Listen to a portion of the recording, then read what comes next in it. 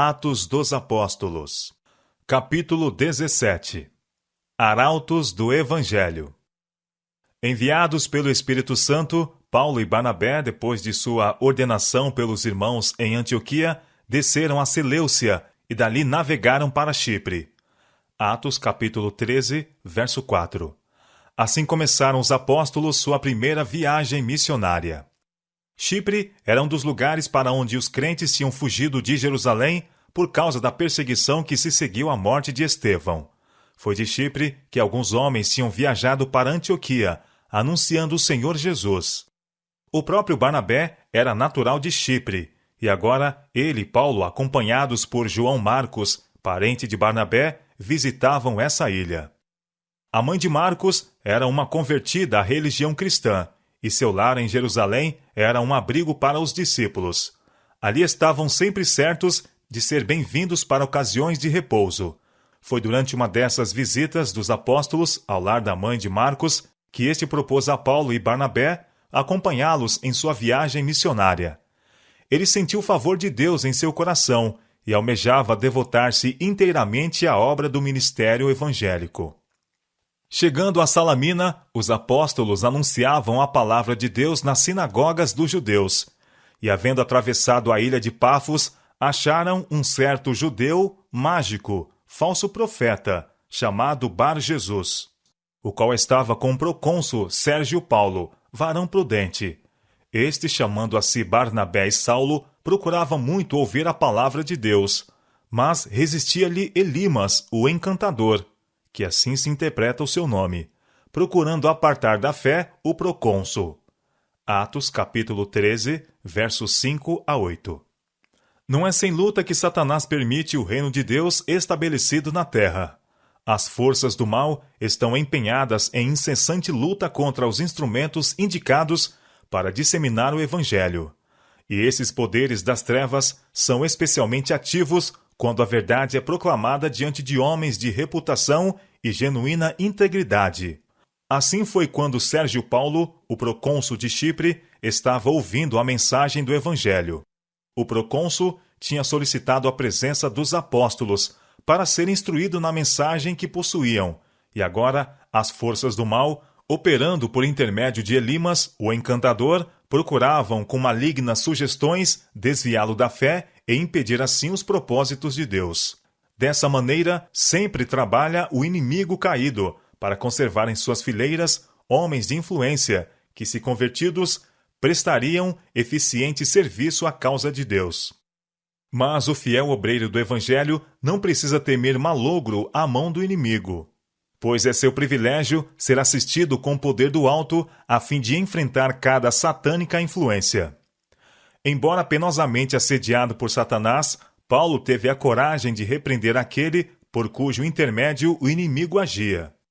Cheio do Espírito Santo, o apóstolo, fixando os olhos nele, disse: Ó filho do diabo, cheio de todo o engano e de toda a malícia, inimigo de toda a justiça, não cessarás de perturbar os retos caminhos do Senhor?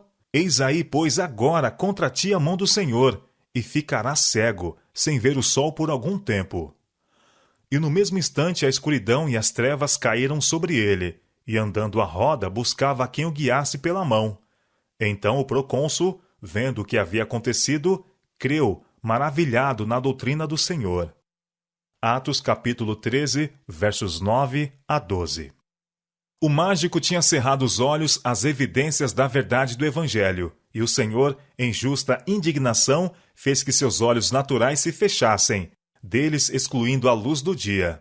Essa cegueira não foi permanente, mas apenas por certo período, a fim de que fosse advertido e se arrependesse, buscando o perdão de Deus a quem tão gravemente ofendera. A confusão em que assim foi lançado tornou de nenhum efeito suas artes sutis contra a doutrina de Cristo. O fato de ter ele de andar apalpando em sua cegueira provou a todos que os milagres que os apóstolos haviam realizado e que Elimas acusara de serem prestidigitações haviam sido operados pelo poder de Deus. O procônsul, convencido da verdade da doutrina ensinada pelos apóstolos, aceitou o Evangelho. Elimas não era homem de cultura, No entanto, estava peculiarmente capacitado para fazer a obra de Satanás. Os que pregam a verdade de Deus encontrarão o astucioso inimigo por muitas diferentes formas. Algumas vezes será na pessoa de um erudito, mas na maioria delas por intermédio de homens ignorantes, a quem Satanás treinou para se tornarem eficientes instrumentos para enganar as pessoas. É dever do ministro de Cristo permanecer fiel em seu posto, no temor de Deus e na força do seu poder. Assim poderá ele pôr em confusão as hostes de Satanás e triunfar no nome do Senhor.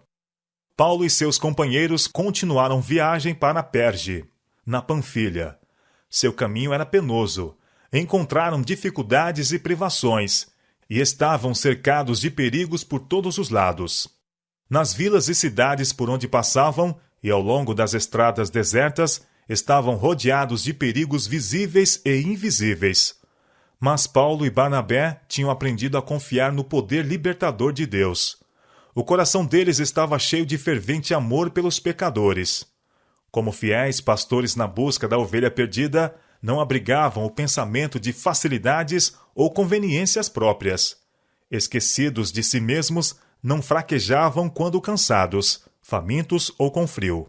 Eles tinham em vista um único objetivo: a salvação dos que vagueavam distante do redil. Foi aqui que Marcos, dominado por temor e desânimo, hesitou por um momento em seu propósito de consagrar-se de todo o coração à obra do Senhor. Pouco habituado a sacrifícios, desanimaram-no os perigos e privações do caminho. Trabalhara com êxito, sob circunstâncias favoráveis. Mas agora estava em meio à oposição e perigos que tantas vezes cercam o missionário pioneiro. Não suportou as dificuldades como bom soldado da cruz. Devia aprender ainda a enfrentar valorosamente os perigos, perseguições e adversidades. À medida que os apóstolos avançavam, encontrando dificuldade cada vez maiores, Marcos intimidava-se e, perdendo todo o ânimo, recusou-se a prosseguir, retornando a Jerusalém. Essa deserção fez com que Paulo julgasse por algum tempo desfavoravelmente a Marcos, severamente mesmo. Por outro lado, Barnabé se inclinava a desculpá-lo devido à sua inexperiência. Estava ansioso para que Marcos não abandonasse o ministério, pois nele via qualidades que o habilitariam para ser útil obreiro de Cristo. Anos depois, sua solicitude por Marcos foi ricamente recompensada, pois o jovem se entregou sem reservas ao Senhor e à tarefa de proclamar a mensagem do Evangelho em campos difíceis. Sob a bênção de Deus e a sábia orientação de Barnabé, ele se tornou um valoroso obreiro. Paulo se reconciliou mais tarde com Marcos, recebendo-o como colaborador. Recomendou-o também aos colossenses como cooperador no reino de Deus e como tendo para ele sido consolação. Colossenses capítulo 4, verso 11. Não muito tempo antes de sua morte, Paulo tornou a falar de Marcos como lhe sendo muito útil para o ministério. 2 Timóteo capítulo 4, verso 11. Depois da partida de Marcos, Paulo e Barnabé visitaram Antioquia da Pisídia e no sábado entraram na sinagoga judaica e se assentaram. E depois da lição da lei e dos profetas, lhes mandaram dizer os principais da sinagoga: Varões e irmãos, se tende alguma palavra de consolação para o povo, falai. Convidado para falar, levantou-se Paulo e, pedindo silêncio com a mão, disse: Varões israelitas e os que temeis a Deus, ouve. Seguiu-se então um maravilhoso discurso. Ele começou por historiar a maneira como o Senhor havia tratado com os judeus desde o tempo de seu libertamento do cativeiro egípcio, e como fora prometido um Salvador da semente de Davi. E ousadamente declarou que da descendência deste, conforme a promessa, levantou Deus a Jesus para Salvador de Israel, tendo primeiramente João, antes da vinda dele, pregado a todo o povo de Israel o batismo do arrependimento. Mas João, quando completava a carreira, disse: Quem pensais vós que eu sou? Eu não sou o Cristo, mas eis que após mim vem aquele a quem não sou digno de desatar as alparcas dos pés. Assim, com poder, ele pregou a Jesus como Salvador, o Messias da promessa. Depois de haver feito essa declaração, disse Paulo: Varões irmãos, filhos da geração de Abraão, e os que dentre vós temem a Deus, a vós vos é enviada a palavra desta salvação. Por não terem conhecido a este, os que habitavam em Jerusalém e os seus príncipes condenaram-no, cumprindo assim as vozes dos profetas que se leem todos os sábados. Atos capítulo 13, versos 13 a 27.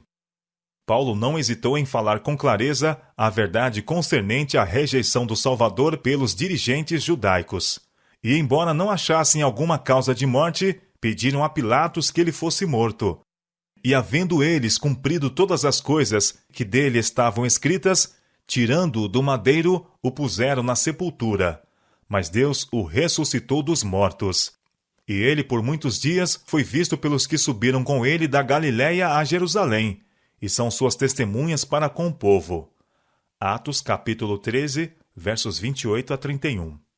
E nós vos anunciamos, continuou o apóstolo, que a promessa que foi feita aos pais, Deus a cumpriu a nós, sendo seus filhos, ressuscitando a Jesus, como também está escrito no Salmo 2. Meu filho, és tu, hoje te gerei, e que o ressuscitaria dos mortos, para nunca mais tornar à corrupção. Disse-o assim: as santas e fiéis bênçãos de Davi vos darei, pelo que também em outro salmo diz: não permitirás que o teu santo veja a corrupção, porque na verdade, tendo Davi no seu tempo servido conforme a vontade de Deus, dormiu e foi posto junto de seus pais e viu a corrupção. Mas aquele a quem Deus ressuscitou, nenhuma corrupção viu. Atos capítulo 13, versos 32 a 37. E então, tendo falado claramente do cumprimento de profecias familiares concernente ao Messias, Paulo pregou-lhes o arrependimento e a remissão dos pecados mediante os méritos de Jesus, Salvador deles. Seja-vos, pois, notório, varões irmãos, disse ele, que por este se vos anuncia a remissão dos pecados. E de tudo que, pela lei de Moisés, não pudestes ser justificados, por ele é justificado todo aquele que crê. Atos capítulo 13, versos 38 a 39.